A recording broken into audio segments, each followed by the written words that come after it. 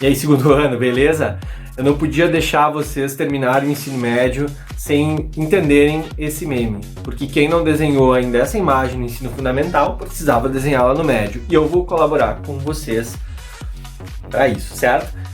Então, gente, vamos falar do Abapuru, mas não só pegar e desenhar, né, o famoso pé grande da Tarsila do Amaral. Vamos entender o que é essa imagem, né, o que ela representa, certo? Vamos para a planilha, depois a gente conversa.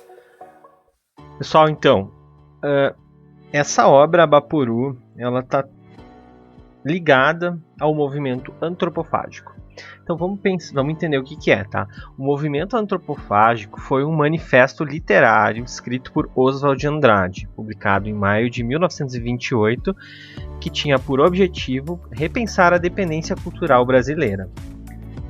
Vamos só contextualizar, né? 1928 está no auge dos movimentos modernos de arte, tá? Então, para a gente entender a estética do Abapuru, é bom a gente entender que na Europa estão acontecendo os movimentos modernos, aqueles que a gente estudou no primeiro ano, né? As vanguardas, o fauvismo, o cubismo, o expressionismo. Então a arte já não tem mais a obrigação de ser realista.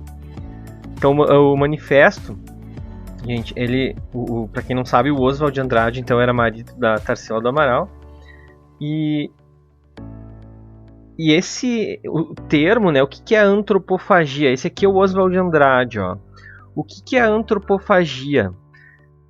Tem a ver com algumas tribos brasileiras que, enfim, tem a ver com canibalismo, tá? Então algumas tribos brasileiras, elas se alimentavam de carne humana, só que elas tinham o intuito de adquirir as características daquela pessoa que eles estavam comendo a carne.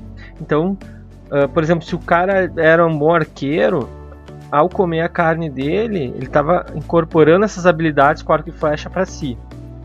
Então esse era o objetivo da antropofagia, né, do canibalismo.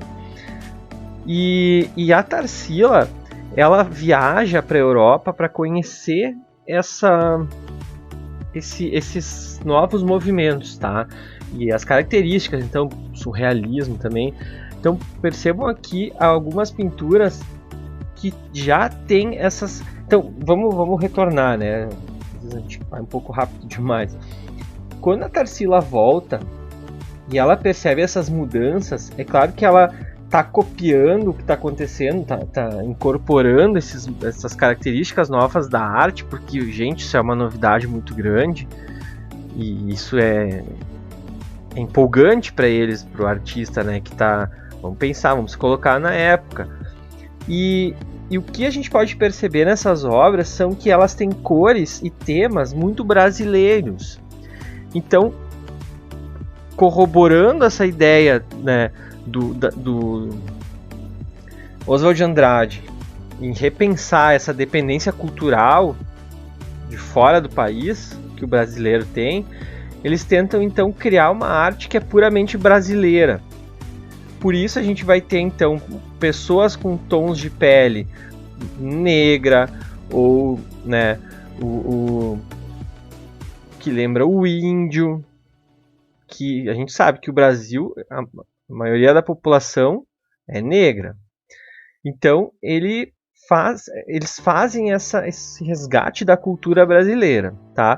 As cores, o verde, os azuis lembram muito, né, as paisagens brasileiras aqui, né, o cactus, esse aqui é o Abapuru que a gente está falando. E então o quadro inspirou a criativa cabeça de Oswald, levando a escrever o Manifesto Antropofágico. Então a Tarsila criou a obra antes, depois o Oswald de Andrade fez o movimento. Berço de um movimento que, segundo ele, deglutiria a cultura europeia, transformando em algo bem brasileiro. Essa obra, gente, ela é uma das mais importantes da arte brasileira e ela foi comprada pelo Eduardo Constantini, que é um argentino, e essa obra se encontra na Argentina. Então, olha só, né, o quadro mais importante da arte brasileira não está no Brasil.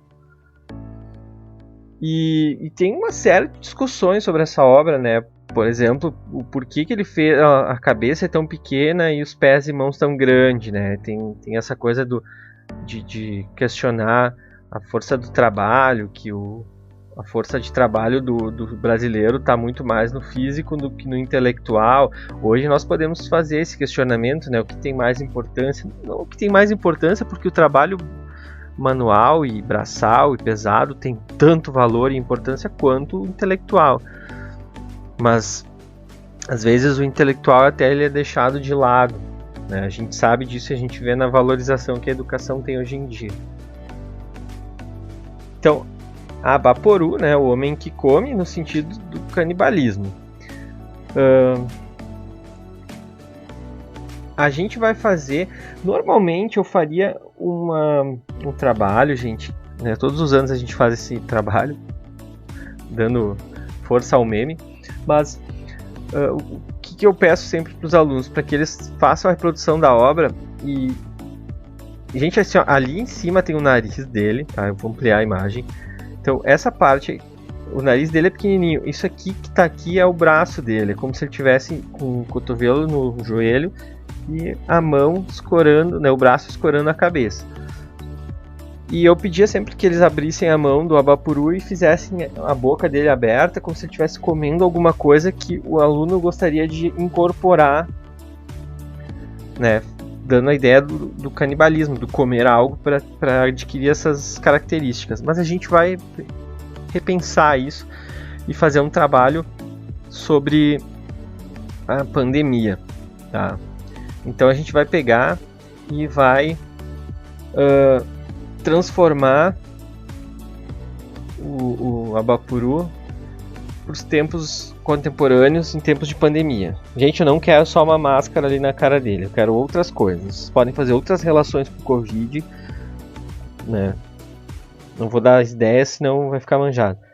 Mas vocês podem mudar a roupa dele, vocês podem mudar o cenário. O que eu não quero só é uma máscara ali na cara dele. E precisa manter essa proporção, essa ideia, né? O formato, a posição do personagem, isso precisa manter. Certo? Então bora trabalhar. Só antes da gente encerrar, eu quero fazer um questionamento.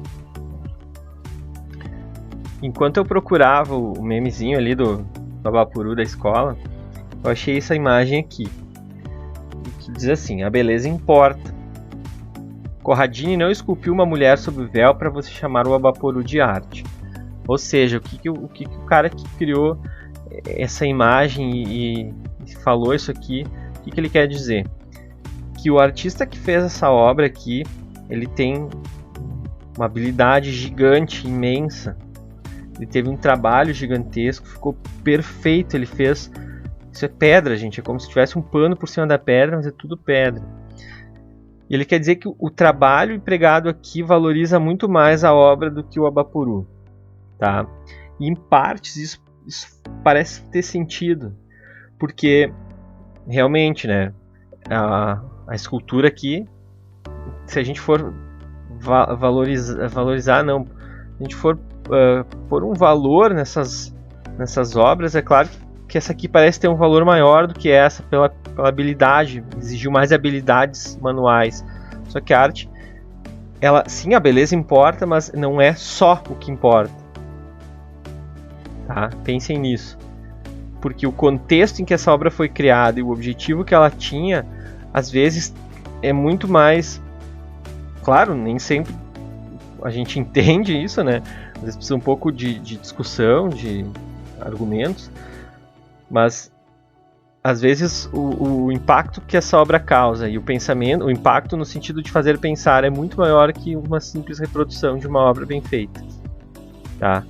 Sim, eu concordo. Na minha opinião, essa é mais bonita, a escultura é muito mais bonita do que o Abaporu.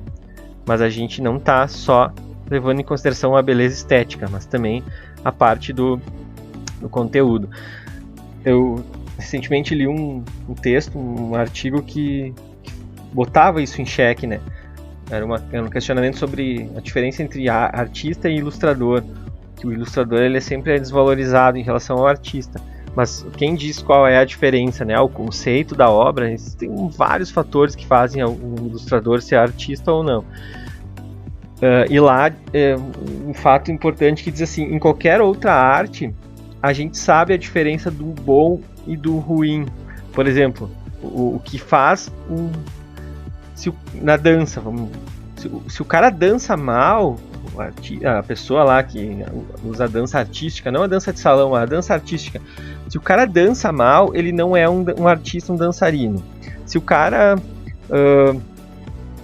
é do teatro, por exemplo, se ele é um ator, se ele atua mal, ele não é um bom ator. Se o médico pratica a medicina de forma ruim, ele mata pessoas, por exemplo, ou não cura elas, ele é ruim, ele não é um bom médico. E na pintura, é o único lugar em que o cara não pinta bem e às vezes ele é considerado um bom artista. Isso é questionado no texto, né?